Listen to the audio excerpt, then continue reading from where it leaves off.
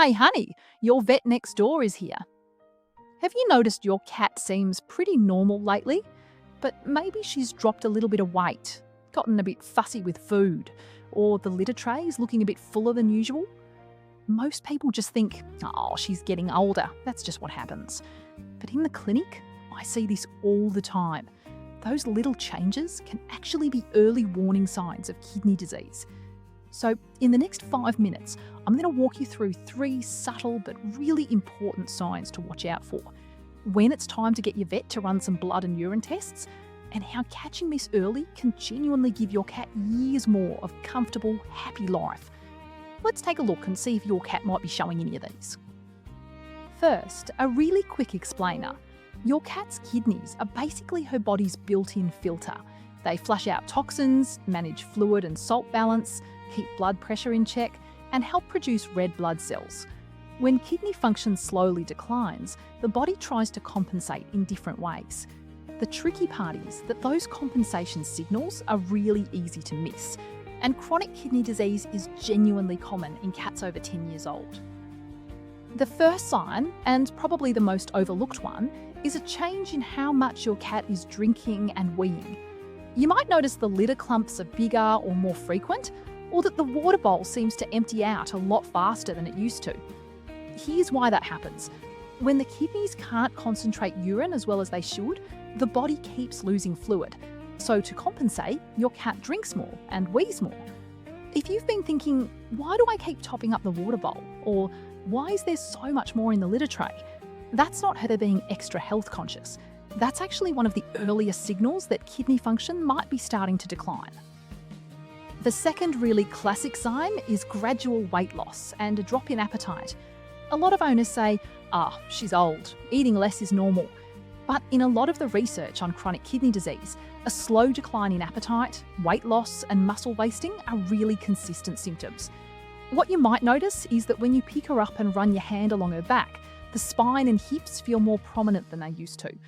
Or maybe she used to be really food motivated, but now she takes ages to approach the bowl, or just licks the gravy and walks off.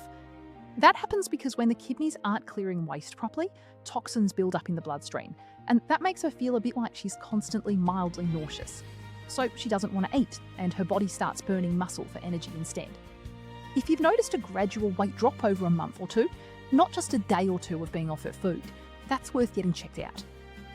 The third group of signs is a bit less obvious, but really telling when you put them together. She might seem more lethargic than usual, plays for a bit and then goes straight back to sleep, just less energy overall. Her coat might look duller than it used to, less sleek, and she might not be grooming herself as much. And sometimes there's a strange odour on the breath, a bit like ammonia or a faint metallic smell. All of that comes down to toxin buildup affecting how she feels, making her tired and uncomfortable, and in some cases causing mouth ulcers that change the breath. Any one of these on its own doesn't necessarily mean kidney disease, but if you're seeing 2 or 3 of these alongside the first 2 signs, please don't wait. So when should you head to the vet? If your cat is ticking 2 or 3 of those boxes, I genuinely encourage you to book an appointment as soon as you can. What the vet will typically run is a blood test to check kidney function markers, things like creatinine, blood urea, and a newer marker called SDMA that can actually pick up kidney decline earlier than the traditional ones. They'll also do a urine test to see how well the kidneys are concentrating urine, whether there's any protein or signs of infection, and sometimes a blood pressure check too, because a lot of cats with kidney disease also have hypertension, which can make things worse. These are all part of the standard protocol recommended by the International Society of Feline Medicine and other experts. Here's the genuinely good news though. If chronic kidney disease is caught early, with the right kidney supportive diet, managing phosphorus and blood pressure, and keeping her well hydrated, a lot of cats can live really comfortably for several more years. The difference between catching it early and catching it late is huge. It's the difference between managing it and just surviving it. If anything today sounded familiar, please don't go down the supplement rabbit hole online. The first step is just booking in with your vet for a proper check. Sometimes these things can move quickly, and sometimes it's something else entirely, so it's always better to know.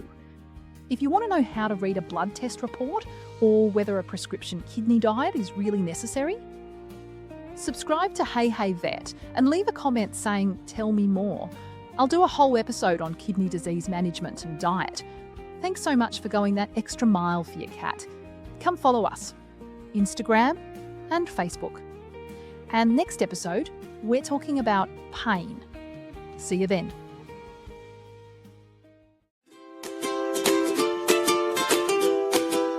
Hey, hey says bye.